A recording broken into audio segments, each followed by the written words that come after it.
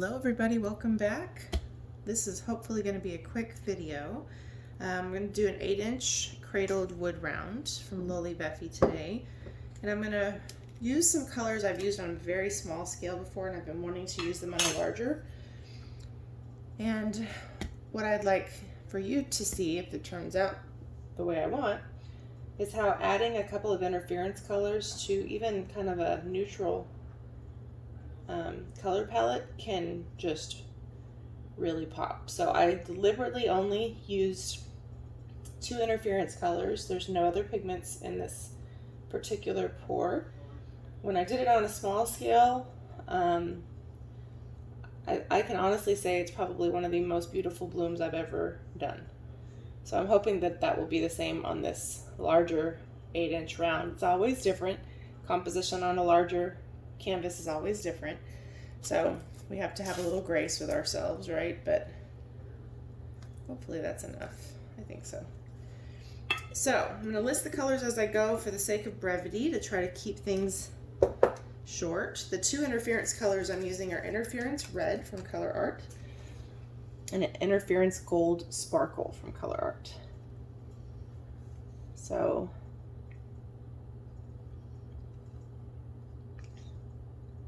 this is Carbon Black, probably from Atelier. So I'm doing a black puddle to kind of give a dark background, give it kind of a rich background. I feel like I should just empty this out, but that seems like that would be a lot of black, so I may not do that. I'll just mix up some more after this. And then I'm going to use, I'm not sure if I'm saying this right because I don't have the bottle in front of me, Alizarin Crimson Hue from Golden. There it is. Hopefully this is not auto-focusing. It likes to do that. Now this one I am probably going to use all of it. Maybe. There's not much in there. It feels kind of wasteful to empty it out. Oh, that's kind of a lot. Oh well. Now to save time, I have my 2 interference colors all in one little thing. Interference.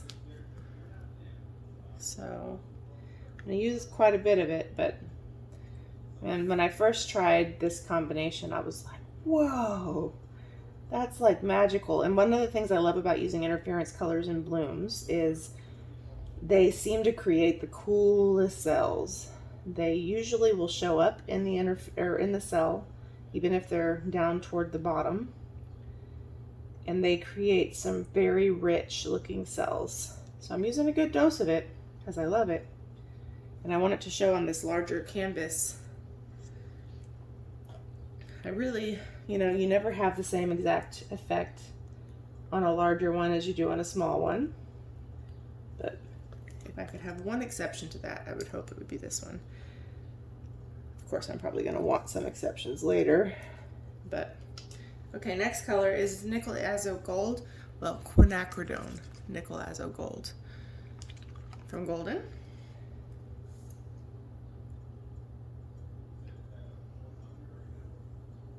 And then we'll do Australian Red Violet, and then we're going to do a little bit of white.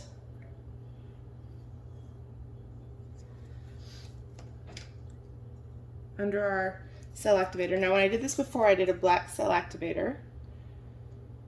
I'm going to use a red black because that's what I have mixed up. My black that I have mixed up is a little bit old, and my red violet's a little too thick, so let me not put it all together. I didn't even try to thin it down, which is my fault. So I'm just going to be hopeful that it doesn't stunt my blowing. That's the concern about one of them being too thick. And sometimes it stunts your dryer's ability to move things around. Okay. I don't know why I waited until the last minute to paint. I'm going to have to clear all this stuff out of here pretty soon, so Now normally I do a tiny puddle, but I need a little something underneath that cell activator other than the red violet. So we're gonna actually increase our puddle size a little bit. So the purpose of the tiny white under the cell activator is it gives you some really cool cell effects. Okay. And the red black cell activator to me just looks like a chocolate color. So like maybe a deep espresso color, not like a regular chocolate, because I realize chocolate's not that dark all the time. So maybe a dark chocolate. I don't know. I'm gonna do one more tiny dab. Give us some coverage over that thick paint. Okay, now pardon my head for a little bit. I'm just gonna open up that circle a little bit. Making sure you guys are not auto-focusing.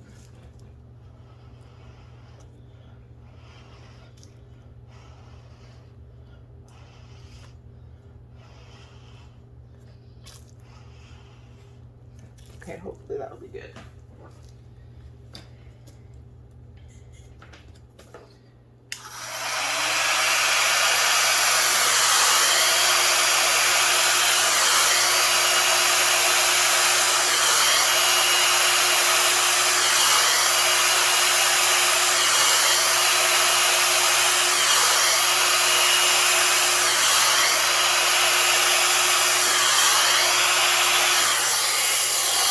Let me get that last bit with my mouth because I don't see that going real well with clay.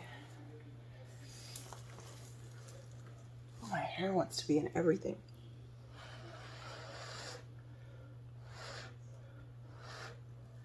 That's probably close enough. So we'll let it develop a little bit. I'll see if I can zoom you in for the developing. Wasn't a terrible blowout. We have some cool cells right here.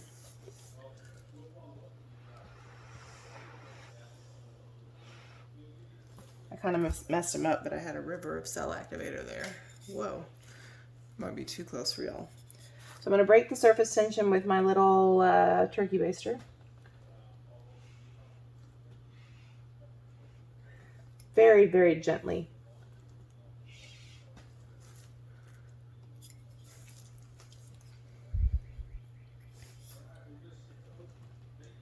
And it seems to be developing pretty well on its own. So what you can probably see up close is this isn't the greatest area here.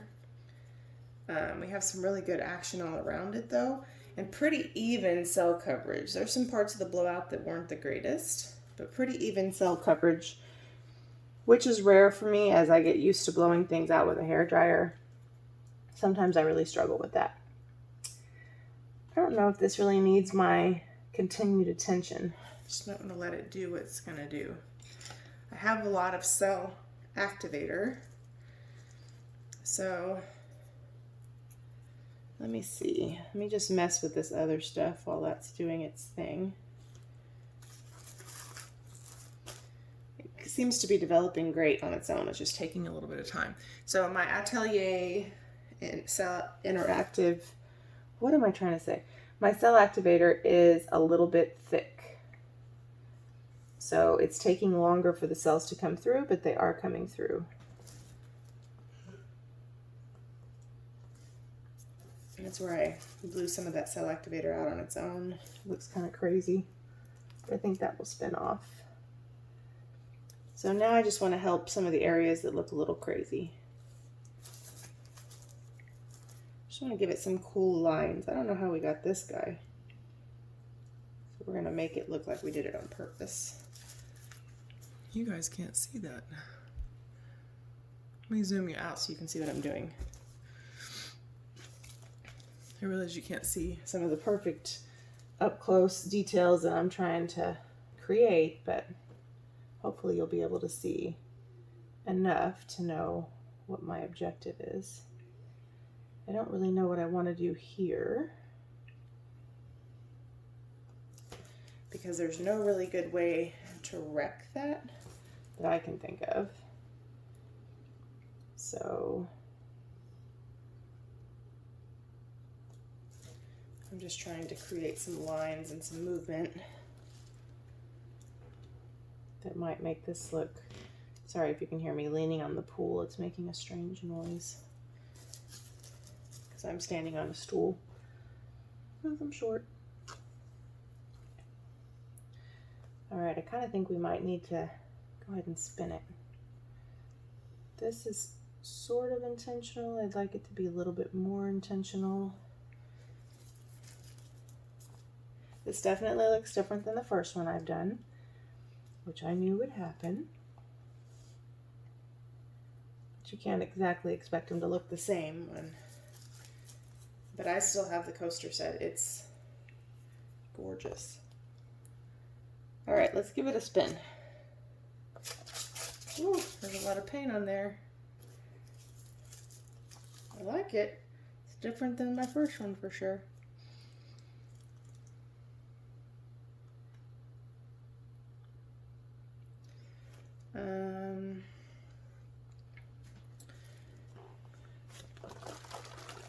I'm hyper spinning there because I'm wanting to get some of that cell coverage to open up across the board. I like it. It's very different, but I do like the colors a lot. And as the cells are developing, that interference color is popping through and probably will continue to do so. What I don't like is if I spin more of this off to get more of this over there, I'm going to lose these cool little cells here. So part of me thinks I should just decide on a functional way to like hang that to accentuate the design that we do have versus trying to really keep pushing it. I would like to get this a little bit closer to the edge, but by the same token it kind of adds some character, so maybe one or two more baby spins won't hurt.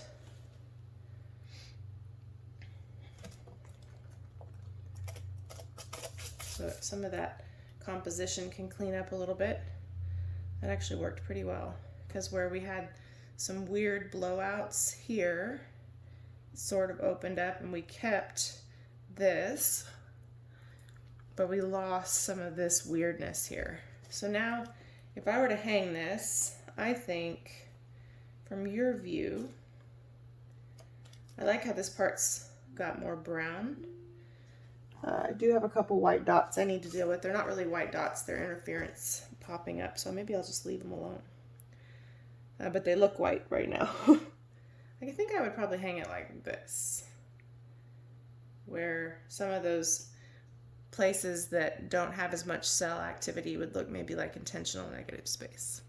So let me clean up some bubbles and I'll bring you down for a close-up. Let me know what you think in the comments. This will really show the effects of that interference under resin as it's drying, but you can see them. You can see the cell development in here. Some really cool cells. So I'll be right back. All right, everybody, so here's our close-up. So up close, look at the shimmer you're getting just from those two interference colors.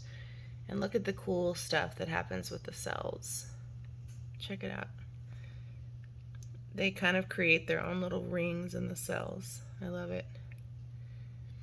This has kind of a galactic feel if it wasn't earthy tones because of like this part right here and this part right here.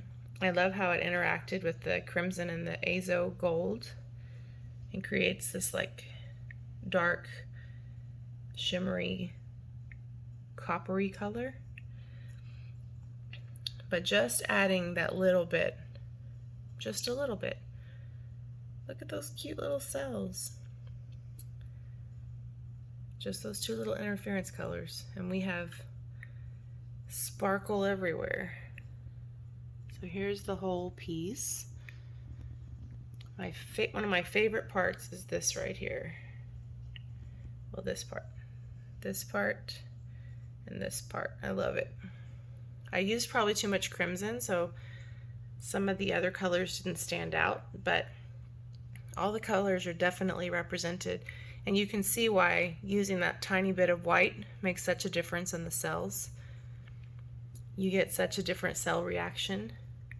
So let me know what you think in the comments. Don't forget, I have discount codes below for you. You can save 20% on anything on the Colourarte website. The two interference colors we used today would be found under the Bling It section. I used a regular and a sparkle. And of course, anything from palette knives to prism pour to pigments, you can save on anything, so check it out. And sorry about my sniffles. And I also have pixel paint designs where you can save on Boom Gel and Australian Floetrol. 15% off there. So don't forget those codes are available to you guys. And let me know what you think in the comments below. Did you like this one? Is it a little too crazy, or are you a fan? Thank you guys so much for watching. Please like and subscribe if you haven't already. Appreciate all your support, and have a great day. Bye.